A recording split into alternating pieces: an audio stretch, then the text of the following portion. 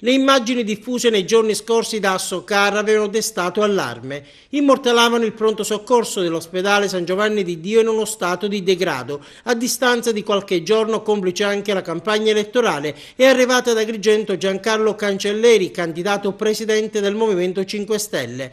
Assieme a Luigi Di Maio, vicepresidente della Camera, l'aspirante governatore ha visitato la struttura. Al termine del sopralluogo, ecco le sue parole.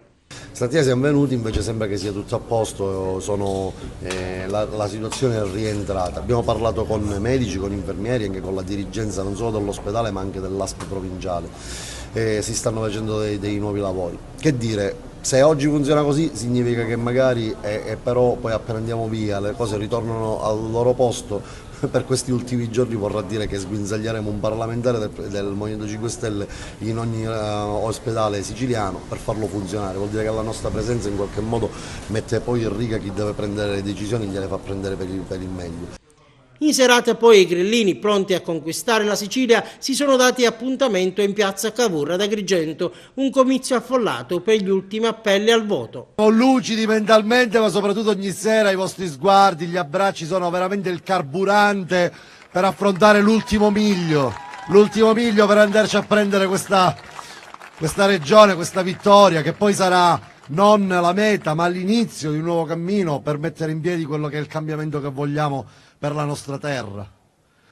Sul palco anche il designato premier del Movimento 5 Stelle, che sta parecchio puntando su questa campagna elettorale siciliana, ormai allo sprint finale, in vista delle politiche del prossimo anno. Conosco benissimo questa regione, mi permetto di dire questo, perché negli ultimi 3 mesi ho passato gran parte del mio tempo qui e ci abbiamo messo tutta la nostra forza per 2 ragioni.